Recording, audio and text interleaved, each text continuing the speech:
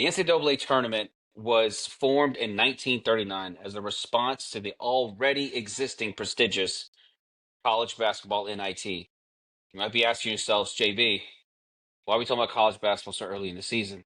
Well, we're talking about it precisely for the fact of the Group of Five's automatic bid into the college football playoff format. Now, the NIT was the more prestigious all the way through the 40s, and somewhere around about the 50s, that's when the NCAA tournament began to take hold as the more prestigious one. And it has remained that way to this day, even as throughout time, college basketball has increased the teams all the way to 68. 64 to me is the magic number, but I digress. But we're having this conversation not about necessarily expanding the college football playoff, but about creating our own college football NIT for the Group of Five. There should be no automatic bids when you're talking about the college football playoff. We can call the college football playoff NIT and sponsor it by homes.com, a place to find a place. Okay, but the college football playoff, this is not sponsored by Make-A-Wish. You shouldn't have automatic bids just because you have a lesser schedule or because you're not as high a pedigree as a team. Now, if we want to talk about expanding the college football playoff, absolutely we can do that. I'll have that conversation. Hell, I would say we even do it to 16 teams. And then we can have our own Elite Eight and Final Four, and we can go from there. But that's another topic for another day. Now, to the format of the college football NIT. Here's how it would go.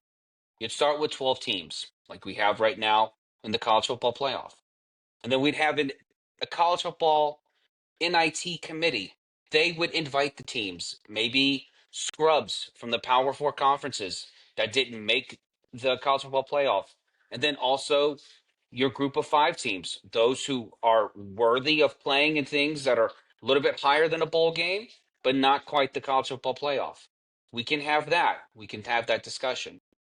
And then there's also the topic of location. Now, for those of us who remember, the college basketball NIT remained prestigious for years because of its location, Madison Square Garden. It's where it was held. That's what made it so drawing in for other schools. That's where they wanted to go. They wanted to play on the biggest stage. Now, we can't really do that with the college football NIT, but what we can do is find an historic university, a location that breathes college football all the way to its heyday and its inception. I'm talking about Syracuse, New York. Now, it's not exactly MSG, but it is a 4-hour drive north of MSG. And Syracuse, albeit doesn't play in a Group of Five team or Group of Five conference, it plays in the ACC. Syracuse is an historic site, and it's something that could ring true to the college football experience and being able to draw teams in to play their national championship on the grounds of Syracuse. Now, it's not a perfect fix, but it is a start. And after the thrashings of both Tulane and JMU this past weekend, us as college football fans deserve better. I am here from my mom's house, special guest Drew Brees. Say hi, Drew. And this is your Friday Junior edition on a Tuesday of Box Scores and Bourbon. Look at the box scores. Box Scores and Bourbon. We check each other's box scores and scores online. Baseball, box scores. So football, baseball, basketball, soccer, hockey. Box Scores and Bourbon. Welcome back, JB. Welcome Happy back, holiday bud. week. Happy holiday Happy week. holidays. It's Happy been Christmas. It's cheers ourselves in first. Cheers. Cheers. Clink clink. Yeah, we went on a little break. Just life gets in the way sometimes, but we Yes, make it it work. does. Now we're back. We're making Yeah. it work this week on a Tuesday, so we can Yes. spend quality time with our families on tomorrow and Thursday. So Yep. I'm making everybody happy right here. That's around right. here. Yes. So welcome We're gonna back. power Welcome back, through. everyone. Sports doesn't sleep. And That's right. unfortunately, neither do I with 5 kids and traveling. but we are here. We are ready to give this to you. We are ready to rock and roll. We have the first round of the college football playoff to wrap up. We have the second round to dissect. And by goodness, we are going to do that. And then we're also going to do a little bit of NFL talk. Of Got some course. exciting conclusions 2 this weeks past left in the weekend. NFL. Oh, 2 boy. weeks. Oh, boy. Yep. Oh, boy. Oh, boy. Oh, boy. Yep. And Patrick Mahomes' ACL was so tired, he just gave up. So his ACL quit on him. He was like, I'm done. That's what happens when you carry the weight of a franchise on your back. Your ACL goes. Well, Matthew Stafford's not having any problems. So there we go. let's first talk. Let's first start with our college football playoff. That's where Yes. we need to start. First off, Yes.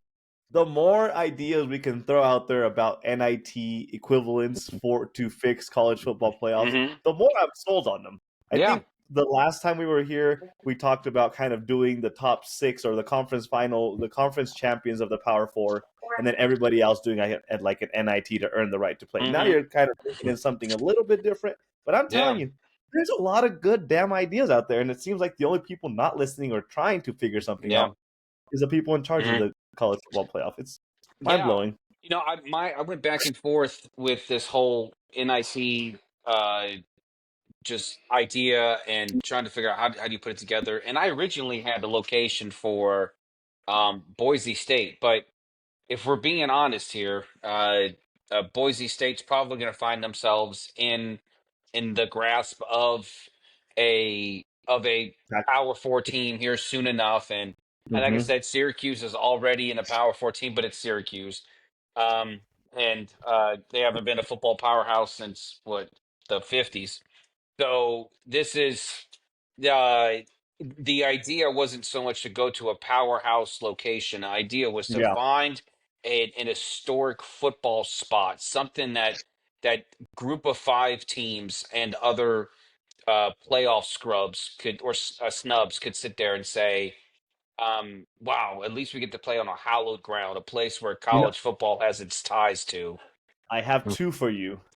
First off, why not the Rose Bowl? Like the Rose Bowl's always there, always is a great place for you to host college football. Yeah. Number two, another more modern equivalent of the Rose Bowl. Just do it at the Dallas Cowboys Stadium, since their season ends up not mattering by the time Yeah. December comes around. That is something you could do. I mean, look, why not just bring in as much money as you can? I mean, you could do it at either the commercial way and just have just the banners and the lights, and you could do the Rose Bowl and at AT&T Stadium, or you can go the traditional route and just bring the tradition back to football. Lord knows we need the tradition back in football more than anything. And uh, honestly, it I think it's a great fix for this. I mean, Yeah, because and we'll just jump in there right now. Tulane and JMU, God bless their hearts, had they tried their zero hardest. business being in there. And look, everyone's going to say JMU only lost by 2 touchdowns. Yeah, Ole Miss had the fourth stringers in. Okay, this isn't like Ole Miss's defense. Pete Golding was out there saying, "Guys, come on, just keep giving it. Come on, try. Why are you Yeah, no, you're flailing out there?" No, these are the fourth stringers. it was 30. It These, was 34-6 by halftime. So yeah, it was not like JMU storming back. This isn't some Cinderella. I don't want to hear any Cinderella stories like, "Oh, JMU's almost Cinderella." No, they were not. no, they Okay, they weren't. couldn't even beat the fourth string Ole Miss defense. Hey, it was not even close. It was embarrassing. That Tulane game, I love Tulane, of course I do, but that was The Ole Miss just before obliterated them too. before 60 seconds were up. Ole Miss was up 14-0. The game had Yeah, just started. If you had sat down at a restaurant and just looked up above the bar, Ole Miss was up 14-0. I thought the game just started. It did. It did just start, and it's already that bad. yeah. You could say Ole Miss probably took the foot off the pedal towards the end. But I mean, Oregon, I think towards the end they were just accidentally scoring because they were just out matching JMU so badly. Yeah. But yeah, there was Yeah. some conversation that was being had, like, well, JMU held their own. They put up 34 on Yeah. Oregon. It's Yeah. always like you can look at scoreboards or you can look at the game. Yeah. And when you look at the game, that Yeah. was a completely different thing than what the scoreboard will show you. Yeah. Dan Lanning was perfectly happy at halftime, and it's like we're done with this JMU mess. We're not messing with it anymore. Yeah. I know I said Ole Miss at the top. Yeah, you meant I'm getting Oregon. I know. these thrashings confused, but uh, yeah, Dan Lanning didn't care. Pete Golding didn't care. Uh, Obviously, Oregon was just out there to play ball. He had their four stringers out there, didn't matter. And then you have Pete Golding showing no signs of rust for Ole Miss against Tulane, no Yeah, issues at all. Uh, it'll be a I very will apologize. exciting. It's going to be a very exciting rematch. Ole Miss and Georgia. It's going to be fun to watch.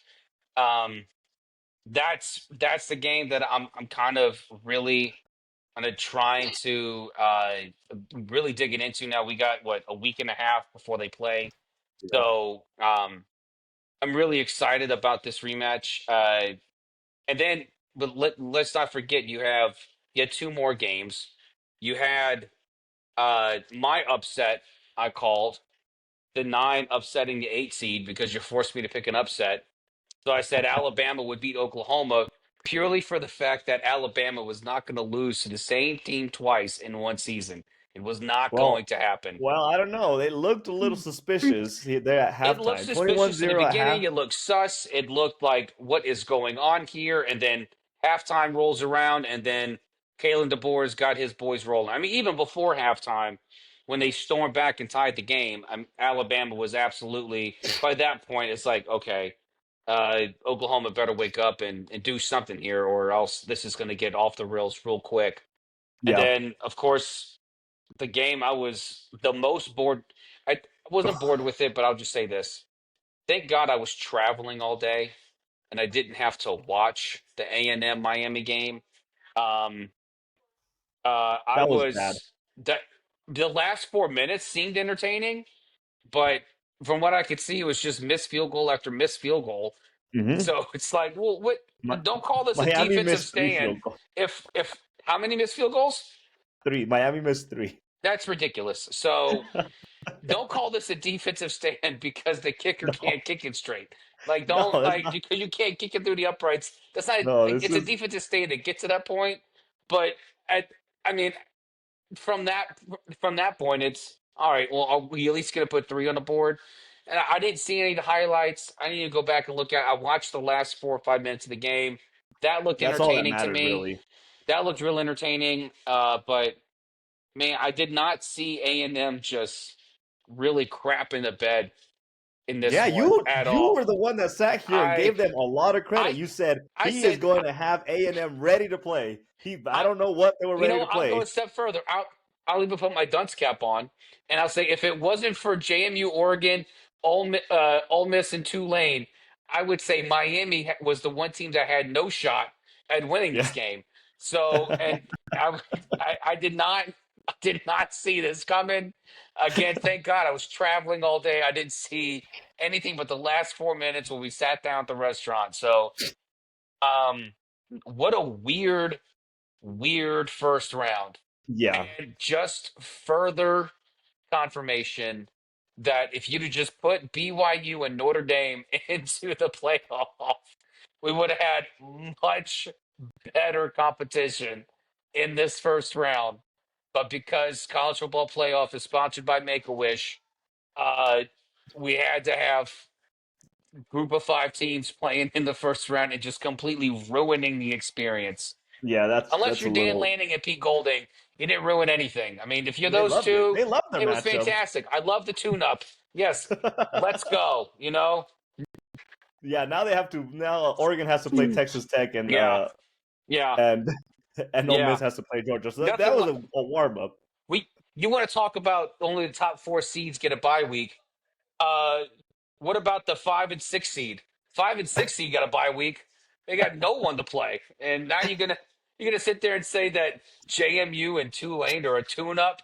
for Texas Tech and Georgia. Are you kidding me? No, I don't think so. I mean, Yeah, so no just way. don't worry about it, guys. Just don't show up. Well, you hinted at this matchup, and I feel like you're giving them a little more credit than I'm willing to give them. And I'm talking about the Alabama-Oklahoma game. And we've talked a lot about this last episode Mhm. because it seemed like one of the closest matchup as far as Yeah. skill wise. For Alabama to go down 21-0 and then come back, and obviously like being able to come back is Mhm. impressive. Yeah. But I'll tell you what, if they do that kind of crap against Indiana, you're not coming back from 21 down No, against Indiana. no. And There is no way. I even said on the last pod we did, I said I can see Alabama beating Oklahoma because Alabama's not going to lose to the same team twice in one season. It's not going to happen. And Alabama will play Indiana, and the Indiana is going to stop Alabama. And I they might. I They might. and by pure definition of Indiana's defense, just by Indiana's defense alone, Yeah. Alabama's not going to have the opportunity to convert, fourth and 23s or third and 17s. You're going to have to play the soundest offensive football that you have ever played this season. And if you're going to beat that Indiana defense, and look, I know, hey, I'm the same guy that said Miami had no business playing A&M because they were going to get wiped, just completely obliterated. Okay, I get that. I'll wear that. But I also did say Alabama would beat Oklahoma. So, all right, So it's a look, wash. now it's a It's a wash. wash. But Yeah. Alabama's going to have to play the soundest offensive game that they've ever played Yes. because not only is Indiana's defense top notch in the nation, but their offense it will also take advantage of your defensive inefficiencies. Yep. Uh, if there is a deficiency on your defensive side of the ball, Fernando Mendoza will find it and Hmm. he will take advantage of it and he will make you pay for it.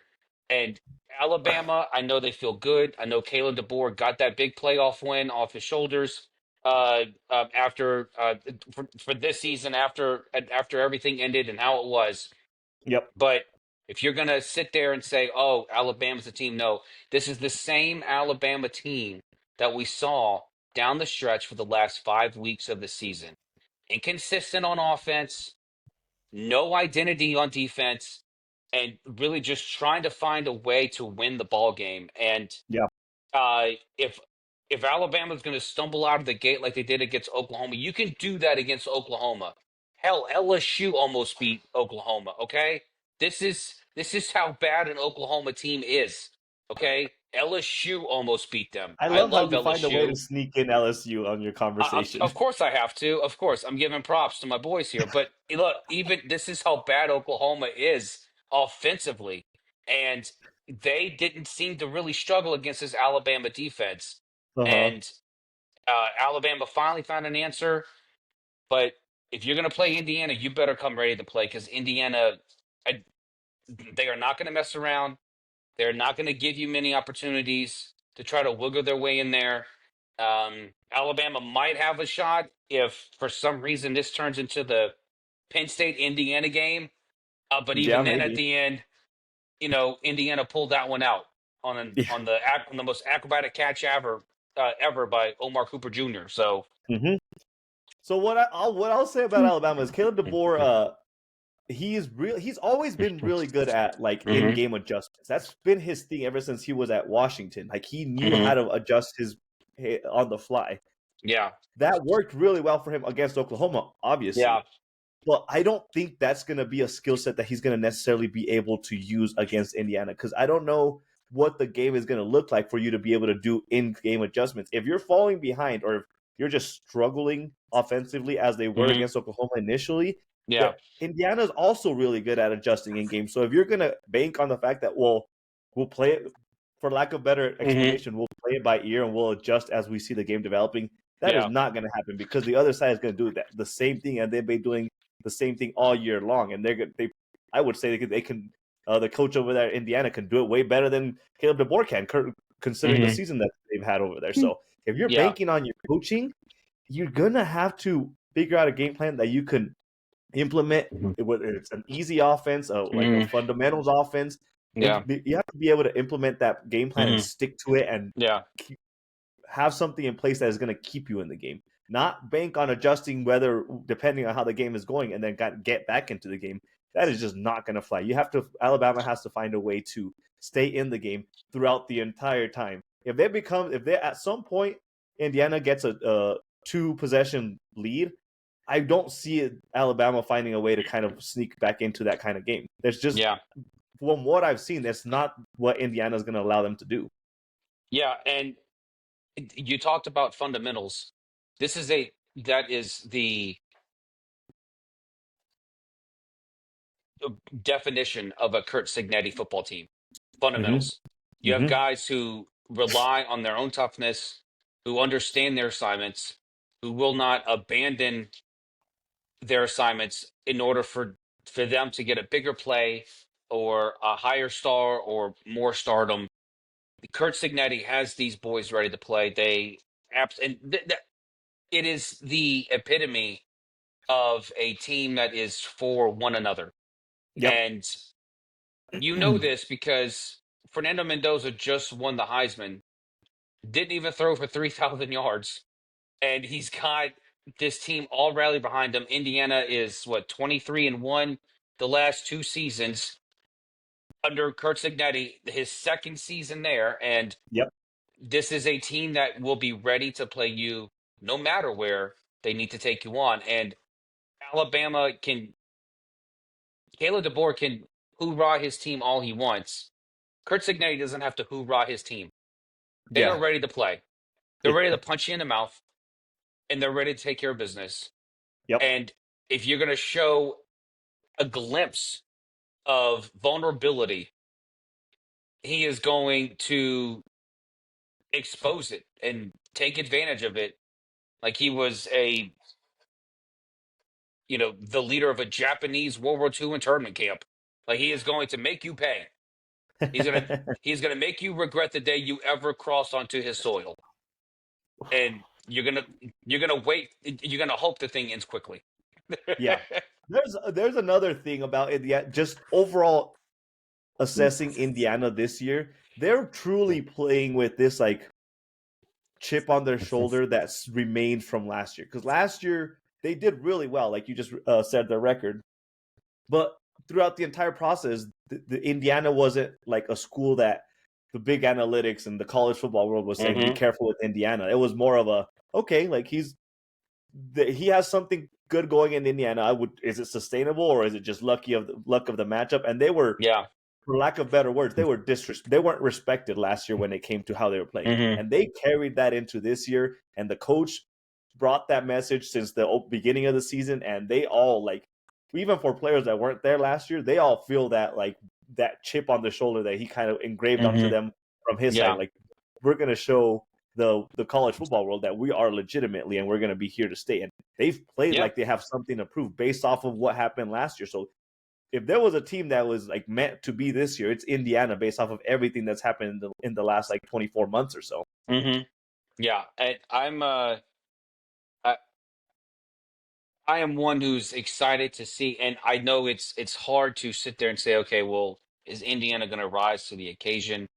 Are they going to be able to still prove on the biggest stage of the college football world that they have the ability to still come out on top, no matter what the obstacles are, no matter what the pressure is?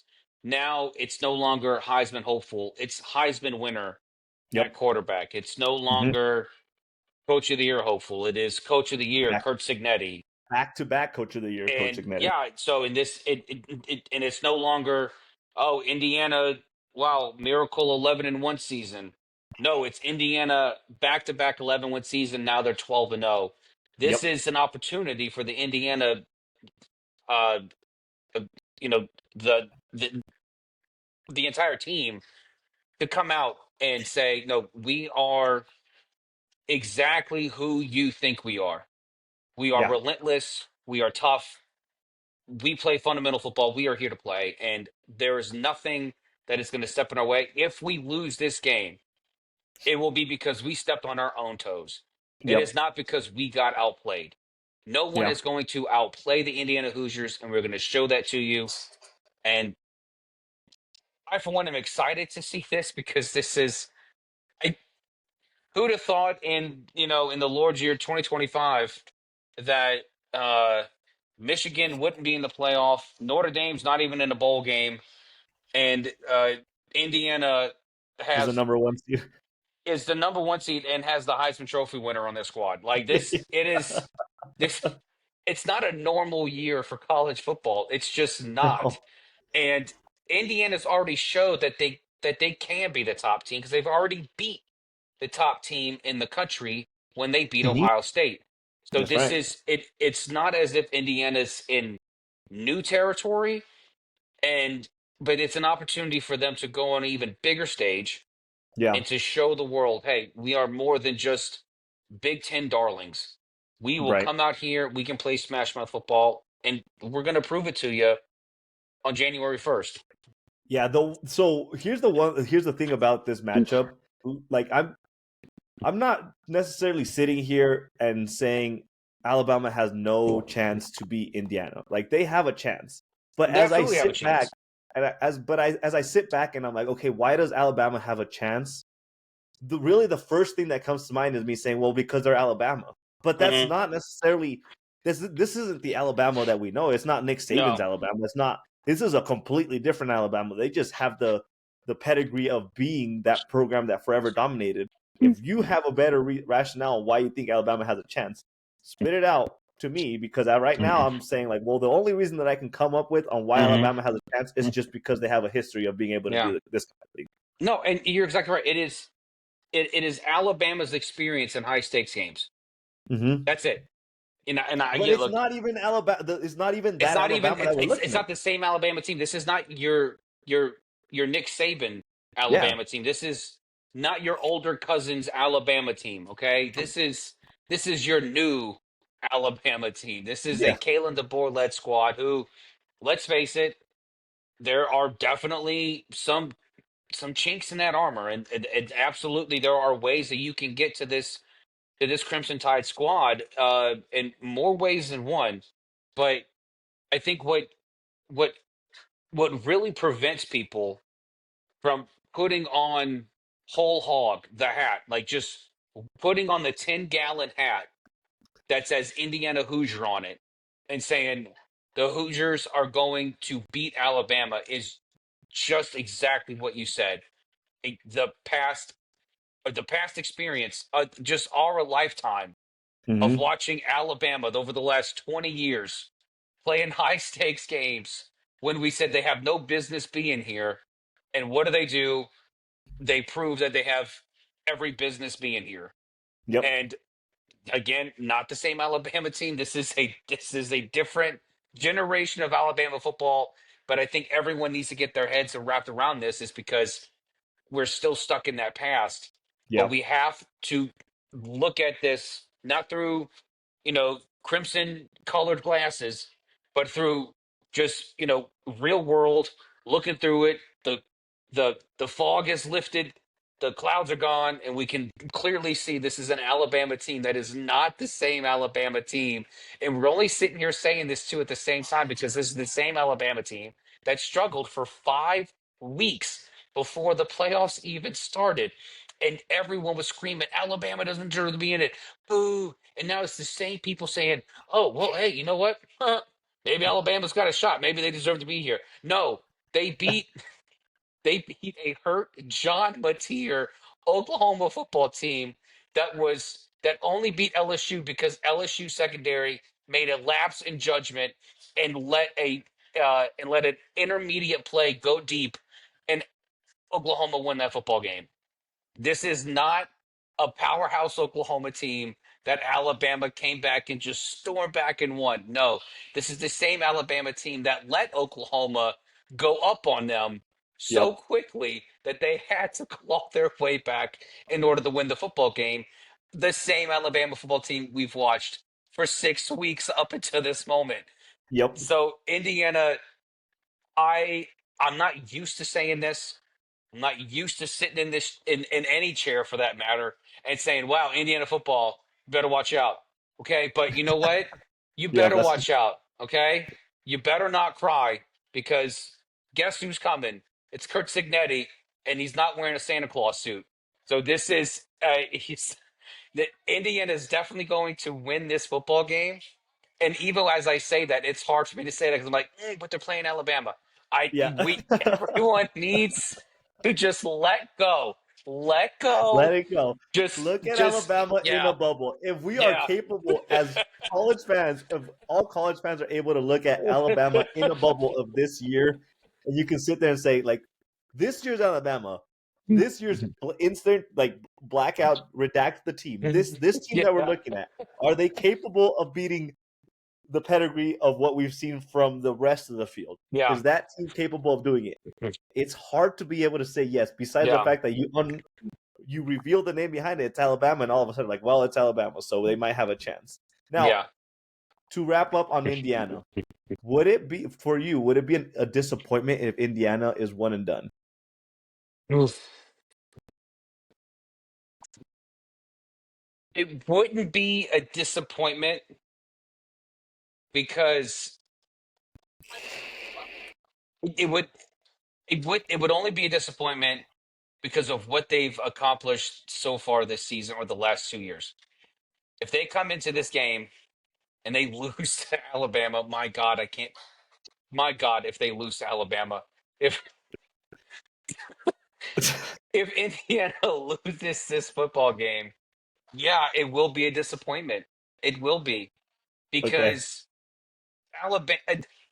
It's and it wouldn't be just because they lost to an inferior Alabama team, and it wouldn't be just because Indiana's the one seed and they lost. It would be because everything that has taken place the last 2 seasons with Indiana football, and you're getting it now, you have the opportunity to kind of just come one more peak up on the mountaintop. Mm-hmm. And honestly, like when you're rock climbing and and you're trying to you know uh hike up a mountain or whatever, it's not the last peak, it's the first peak you get to. That's the hardest one because once you get to that first one and you conquer that first one, you know that you can get to the other ones. You can Yeah. get to the highest point. And so it would be a disappointment because I would really like to see Kurt Signetti succeed. I would like to see this Indiana football team succeed. We talk about parity. We talk about, uh, you know, uh, being able to sit there and have a discussion who's better, the SEC or the Big Ten. You know what? If Indiana if Indiana can get to that next peak by beating Alabama, that's not going to cement the Big Ten as a better conference than the SEC, but it could go. I, it'll definitely go that much further in having that conversation. Who's the better conference? Yeah. And but just from an Indiana standpoint, it would be disappointing. It Yeah. would be because I like rooting for this team. Yeah. I like it. We're not used to this. We're not used to having a real under. We've been talking about Cinderella teams. I know they're the number one seed, but couldn't Indiana be the Cinderella team? But this is like we're not Just used to because of seeing. the We're not expectation. used to seeing Indiana here. The expectation is so high. I've never seen expectation for a number one seed be so high. And the Yeah. question of if they lose, would there be a disappointment? Like this is because they've never been here before. This Yeah. is Yeah. My thing is, I think you hit the nail on the hammer or the nail on the head. Um, yes. because I of uh, what they, I use nails to nail, hit hammers. the nail on the head, you hit the nail on the head. I think because of what we've already iterated, that's based off of what they've been building last year, and based off of the season they had last year, they built up on that, and they had the great season this year, and they beat Georgia or they beat Ohio State Mm-hmm. when Ohio State was supposed to be the marquee this year. They were supposed to be back on top, and they managed to beat them. But not only the fact that they managed to beat them, the fact that of how they beat them and other opponents. They've shown that they can beat a team with the last second touchdown, like you referenced earlier with the Penn State game. Yeah. They've shown that they can win games in shootout fashion. They showed that they could beat great teams, in a low scoring game like how they beat Ohio State. Like they've shown that they can beat every single type of opponents. They can play any single type of game. Mm-hmm. So if all that didn't prepare you for this moment, then I would have to agree with you. After all that you've done, you get to this your first playoff game and you mess it up and lose to a number 9 seed, regardless of the name behind that number 9 seed. Yeah. If you lose to a number 9 seed, that has to be a disappointment because it's such a long season that you had so much to prove, and you proved every single aspect of that of your game. You proved the program was built the right way, and then you lose to a 9 seed. Yeah. It has to be a disappointment. There's no other way to describe it. Yeah. And it just is, because you are a better football team than this Alabama Crimson Tide team. Yeah. You are. Yep. You are objectively better.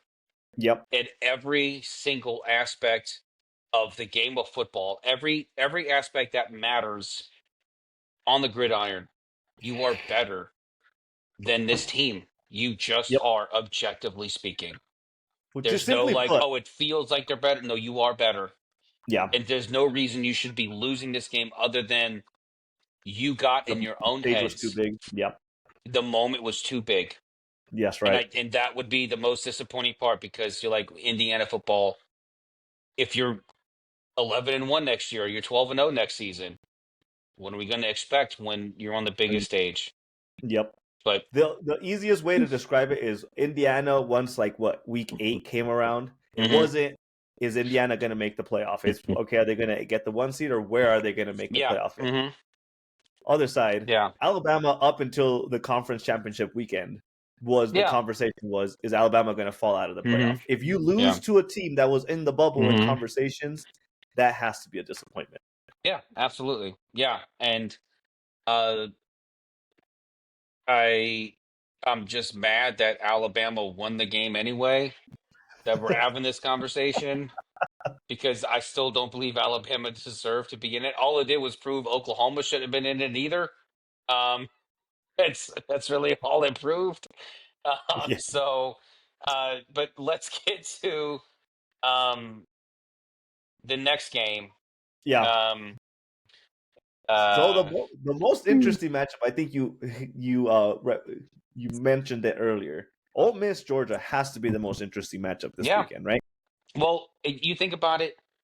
So the last time these two teams played, Georgia won a nail biter, all because they really separated themselves in the fourth quarter, and I think where they were down by uh, what was it? They were 35-26 or something like that going into the fourth quarter. So, but yeah, this was a month and a half. By the time this game plays, this was a month and a half ago. This was October 18th. Okay, this was so long ago. Okay, I was like, we haven't even bought costumes for the kids yet for Halloween. Like, that's how long ago this game was. And uh, this is going to be a great matchup. And I don't think the game's going to be as close as it was on October 18th. I don't think this is a game that Georgia is going to squeak by in the fourth quarter because of offensive heroics. Because this is the game that Gunnar Stockton found himself. This is the game Gunnar Stockton became Gunnar Stockton. And that he really took control of this Georgia team. And he really stepped into his own, threw 4 touchdowns, ran for another one, ended up with that, I think it was a 40-yard pass on that last drive where they were able to kick the field goal to put the game out of reach. This is um, a Georgia football team that not only has Gunnar Stockton become the head of, but Georgia's defense actually kind of recovered. Georgia's defense actually responded well throughout the remainder of the season, and so them being able to kind of have that bounce back, and because the biggest question marks wasn't about the defense, it was about the offense, and so if you're Georgia, that's a good thing because you already know who Gunnar Stockton is in the biggest moments. He will step up for you. He's done it before in the highest of leverage of moments. He'll be there for you. And these 5 words, he'll swear to you. He will be John Bon Jovi to you, and he will be there for you. And uh, I think this Georgia squad is uh is chomping at the bit to have a rematch against Ole Miss because I know even they are not happy. I know they got the win, but man, like uh, it was really close there, and Mm-hmm. you almost let it slip away from you. And the mere fact that you had to have some miracle fourth quarter, I get it's college football, it happens, it's whatever. We move on and people forget about it. But if I'm Kirby Smart, I'm sitting there thinking, guys, we're better than this. We have an opportunity to actually play for the national championship this year. And honestly, to me, you know, outside of Indiana, best team in the nation right now is Georgia. And so, like, Not Ohio State. no, Ohio State. I think Georgia's got a little bit more of an edge over Ohio State. And Wow. we'll get to Ohio State. Don't worry about it. We'll get to Ohio State. And I already talked about this 2 weeks ago. You keep sounding surprised when I say this, but I think Georgia is a better team than Ohio State, not because Ohio State's a worse team, but because this is a different Ohio State team than it was last year. And it all comes back to the quarterback position. If it comes back to the quarterback position, I'm going to trust Gunnar Stockton over uh, Julian Sayin. I'm gonna do that every day. And so, um, but this Georgia team I think they're ready to play Ole Miss again. They're ready to for this rematch. I know I said Alabama's not going to lose to the same team twice in one season. I'm not going to say the same thing about Ole Miss. Okay, I'm not gonna. This isn't even the same Ole Miss team. Okay, Lane Kiffin's Yeah. gone. All right, and I get it. Pete Golding did great against Tulane, but it was the same outcome as Lane Kiffin's team against Tulane. So it's not. And who was the head coach at Georgia when Ole Miss played them? Lane Kiffin. Who's the head coach now of Ole Miss that they're playing Georgia? Pete Golding. If it seems like it's going to be the same thing, it's Yeah. going to be the same outcome. And I'm not saying Ole Miss can't rise to challenge. I just feel just watching Georgia play football and the struggles they've gone through from the beginning of the season up until now, and now they have won all their games through every single aspect of football. They've really come together as a squad. They've gotten stronger as a squad. No one's left the coaching staff. So this is still the same team. There's still one unit ready to play for one another. Um, I'm going to pick Georgia for this. That's fair. I will say this: I did not expect Ole Miss. I truly did expect Ole Miss to roll over once the playoff happened, simply because they didn't have a head coach. One Yeah. thing I will give head coaches, I know they implement strategies and whatnot, but the biggest thing I think coaches do for a program, college level and even pros, is that they plant their message and they plant like the identity behind it. And once you take that Mm-hmm. out from, it's like a big hollow Yeah. for the program, or Mm-hmm. like I said, whatever program. Yeah. I really didn't think Ole Miss was not going to be able to step up to the plate and actually show that they belonged, even Mm-hmm. in the first round. And they proved me 100% wrong. Well, they proved me wrong since before that, once they continued to win. But they proved me wrong in the playoff, and I think I ended up picking Tulane. If I had to pick an upset, that I would pick Tulane Mm-hmm. over Ole Miss for that reason. Yeah. Now, that being said, I think what now I'm realizing is that these Ole Miss players, they're like same as Indiana from last year. They're playing Ole Miss, and their players, they have a chip on their shoulder because they're wanting to prove that their matchup and their success doesn't rely on a head coach. That they have the skill set all on their own Yeah. to carry Mm-hmm. that team to a national championship appearance Mm-hmm. at the very.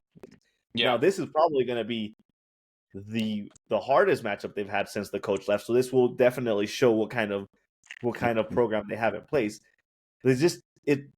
I have to pause myself a little bit because I do think that coaching still matters to some degree. You picked Georgia. I'm leaning towards Georgia too because of the coaching aspect. Georgia, they don't have coaching questions. They've had the same Yeah. coach for how long has it been there now? Kirby Smart has been how 8 years, 9 years? I don't even. Yeah, for a It's about while. Yeah. 8 or 9 years. He knows how to run that program. He knows how to get his players ready. They've won national championships with him at the helm. That I think is going to be the deciding factor in this matchup. Georgia has no questions. They know the type of game that they're going to play. I'm skeptical to think or to say that I'm sure that Ole Miss has an exact identity even now, even after what they did to Tulane, and even after what they did in the last game of the regular season. Like that is what causes me a little bit of pause. If it wasn't for that, I would think that this would be a way closer, really competitive matchup.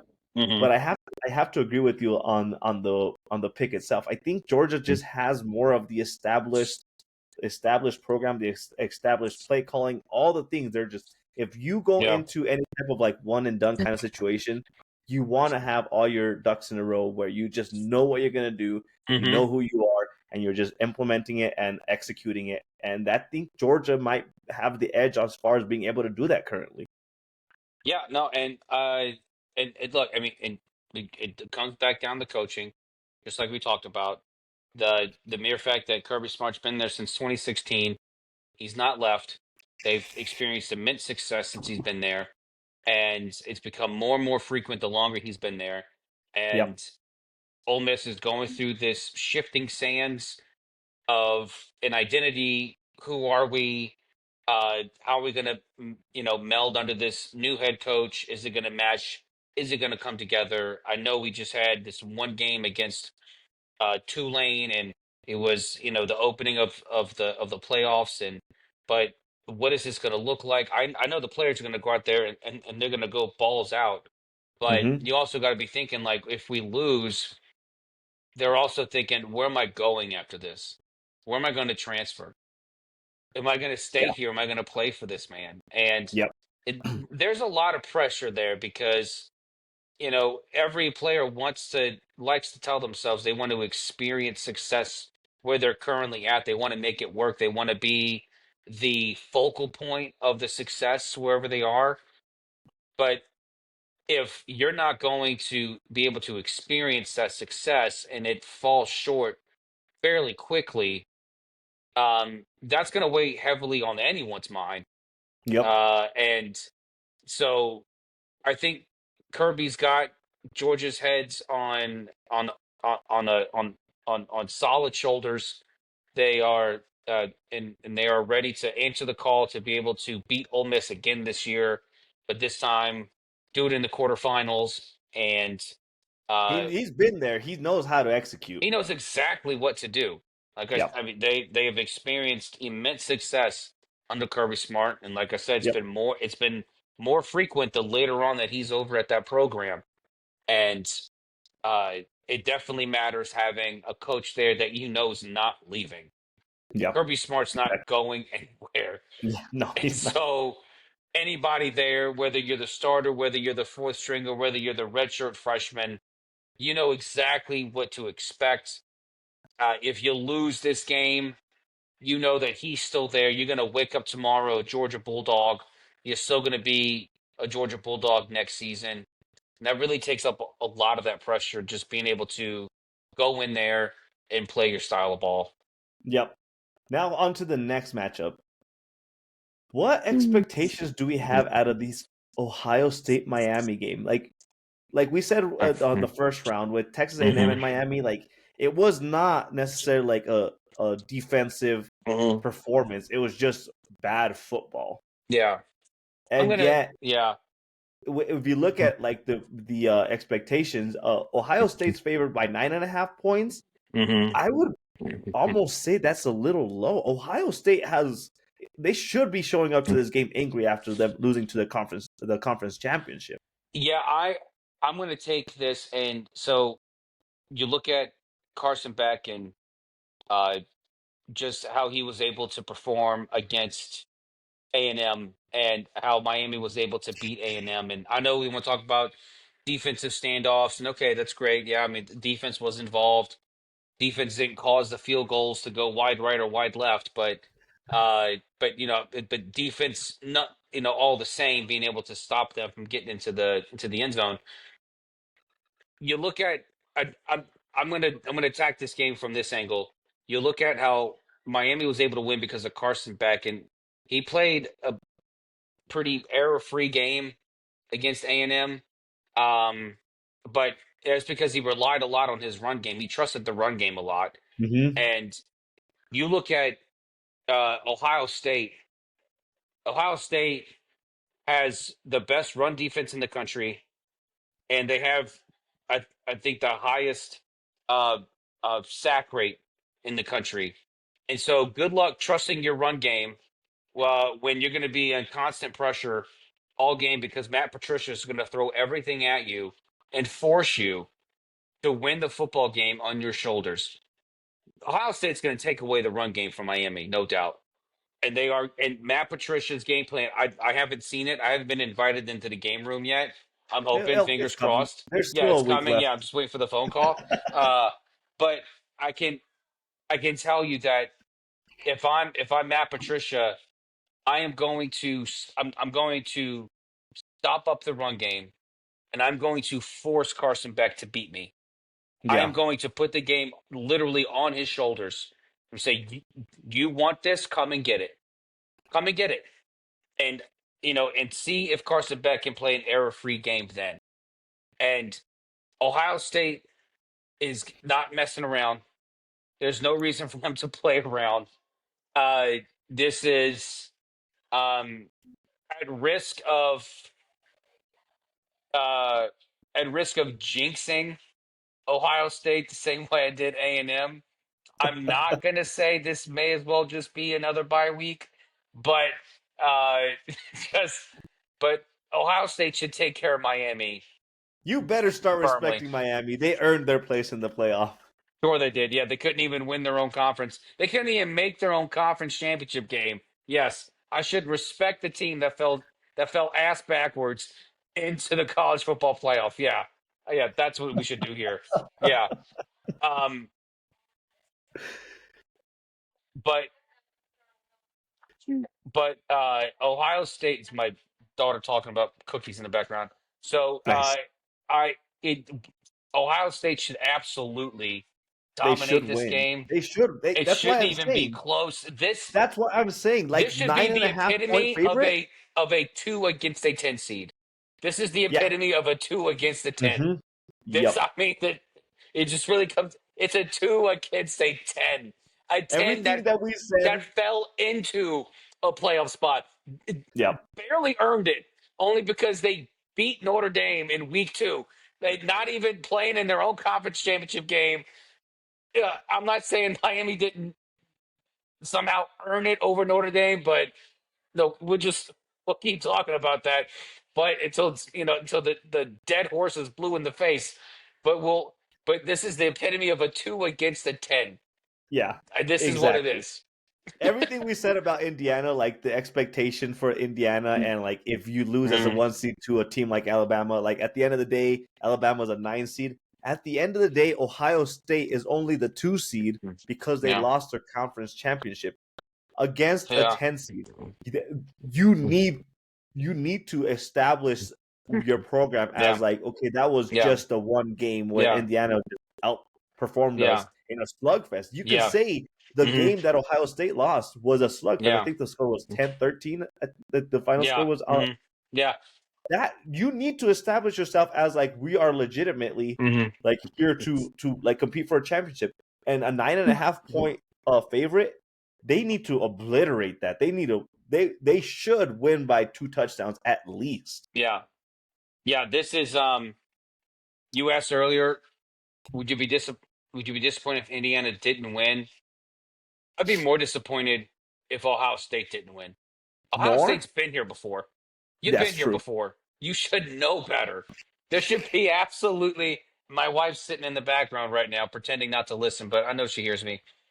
She's an Ohio State fan, and there is absolutely no reason Ohio State should not treat this as if they've been here before.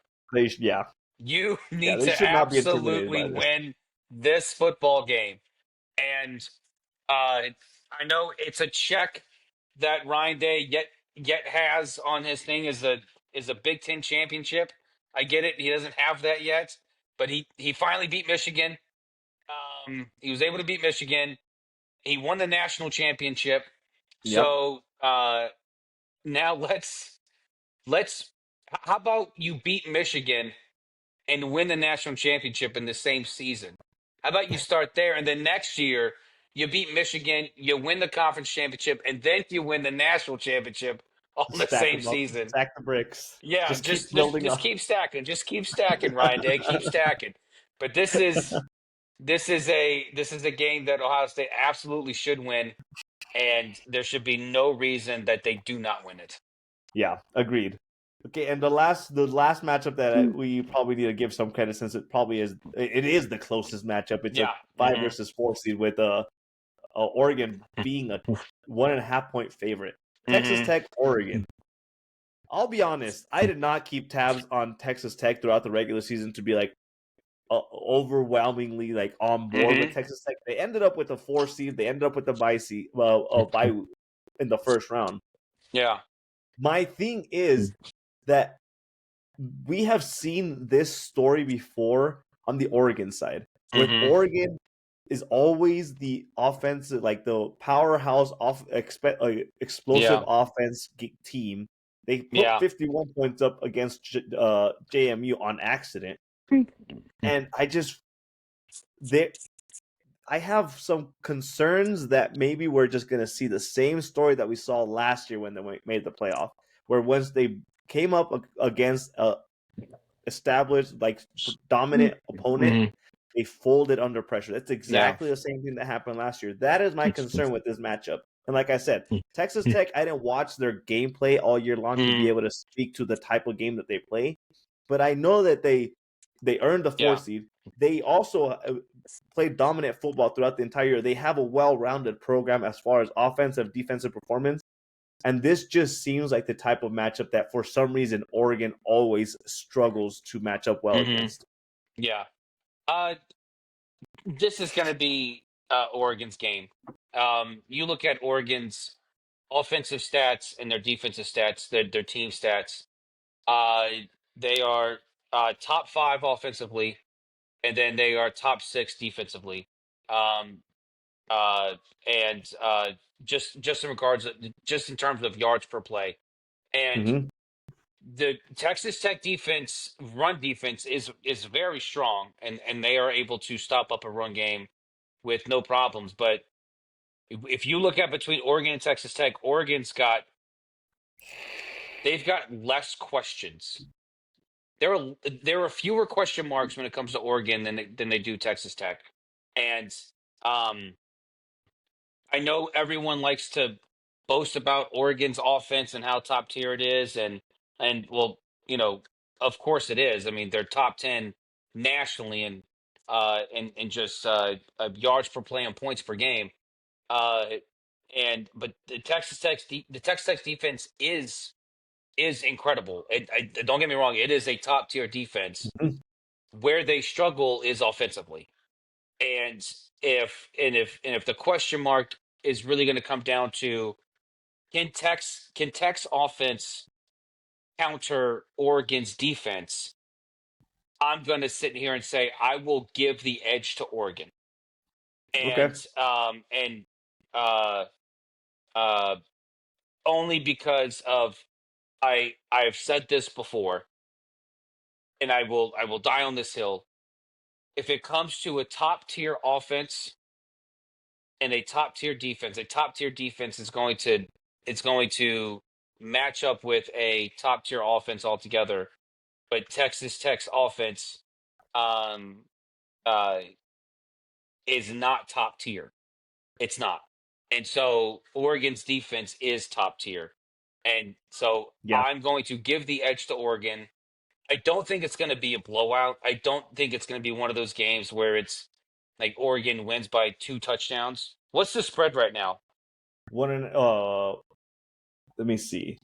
They're 1.5 point favorite. The spread is 52. The total score is 52. Okay. Oregon is favored by 1.5 points. Okay. Yeah. And it's for precisely that. It is Tech's offense is inconsistent. And Oregon's defense is balanced. If somehow uh uh Morton can figure out a way how to expose some holes in that Oregon defense, maybe Tech is able to stretch out some drives and create some havoc here and there. But I think even when Oregon has the ball, um, you know, Oregon's offense and Tech's defense match up pretty well. It's really going to come down to how does Texas Tech respond to the Oregon defense, Yeah. and I trust the Oregon defense more than I do Tech's ability to figure it out on offense. Okay. I'll have to take your word for it. Like I said, I have my reservations with Oregon just because I've seen this story before. I've read this book before, and the story always goes that Oregon's Yeah. offense, if they show up against as a well-rounded team, that they somehow just don't show up to Yeah. play. That we saw. I think who did they play last year? Was it Notre Dame that they played Yeah. last year that they just completely didn't keep up Yeah. with? I think it was Notre Dame. But Yeah. like I said, I've seen this before. Oregon's explosive offense only takes them so far. They Yeah. need to, Yeah. in my opinion, I think they just need to develop more well-roundedness across the board. And Yeah. if you just bank on explosive offenses, we see this at every level. Offense doesn't win you national championships or championships of any type. Defense really does win you championships. And if that is the thing that we're banking on, I do have some concerns for Oregon in this matchup. Yeah. Look, and I mean, concerns, of course. And the biggest concern for Oregon's defense, it is a lot more balanced than in years past. I mean, this is not just, an Oregon offense, an Oregon team where it's just explosive offense, explosive offense. Okay, defense, can you hold the opponent to 48 points? No, this is a balanced Oregon defense. Now they struggle with the pass rush. They really can't get to the quarterback. And then even if they do, they struggle with bringing them down. But if you look at um, uh,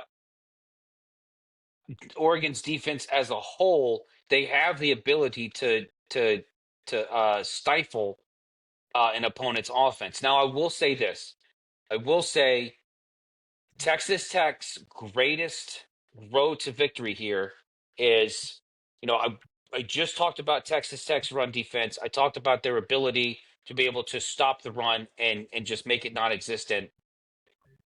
Dante Moore is going to be utilized a lot on the ground.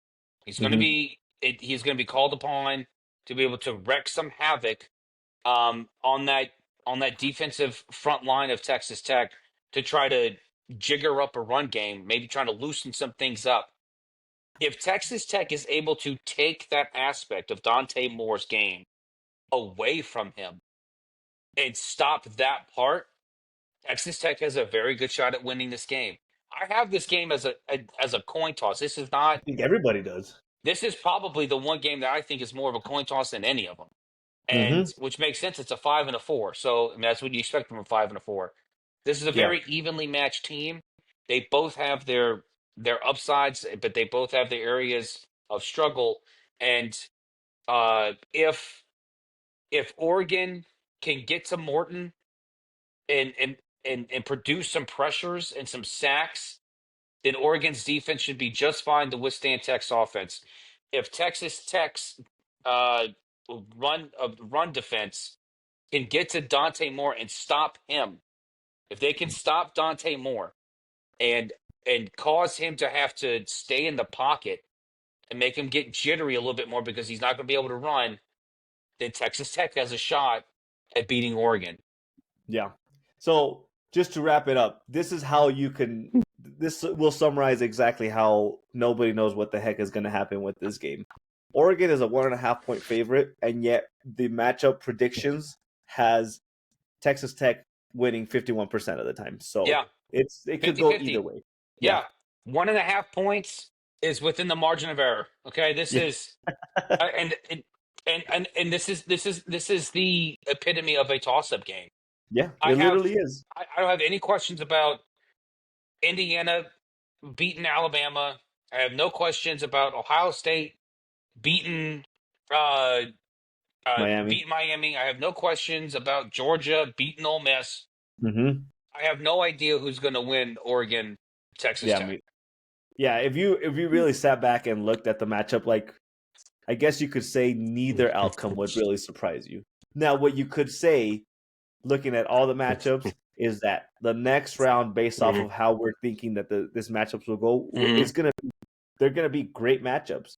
Yeah, You're kind of leaning toward Oregon, so I'll say you have Oregon versus Indiana, which should yeah. be a great Hmm. matchup, great matchup. And then you have Georgia against Ohio State, and that Yes, is like a I yes. know you would Please, please, that would please be bring a that to me. yeah. I want all of that. If some and not no disrespect to Miami when it comes to this, like the other side of the bracket, but if somehow I saw Miami against Georgia or Ole Miss, I would not be as excited as if I'm Yeah. seeing Ohio State against Georgia.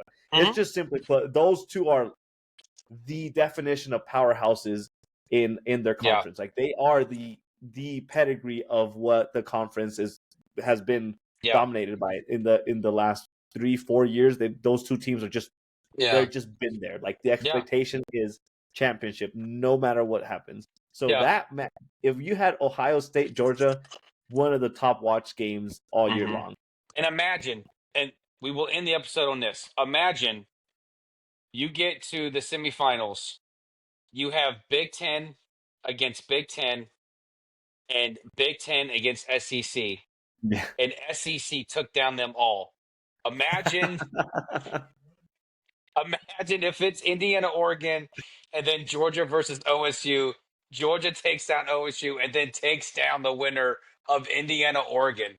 Oh boy.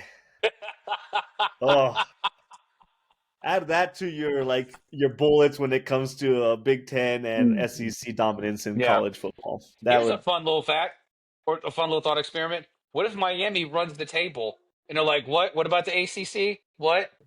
What? We can't. Notre We Dame can't got do it." scrubbed where? Yeah, imagine that. Notre Dame would be so mad. If Miami wins the national championship, they're playing a Notre Dame fight song at the end of the game. That's what they're doing.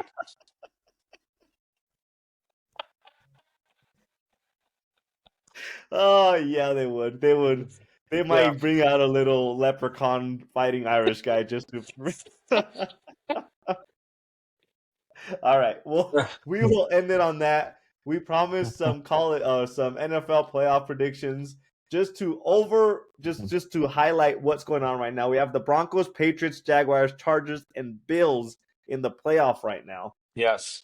Steelers are in the hunt still, or they're in the hunt for a while. What my prediction might not be completely accurate.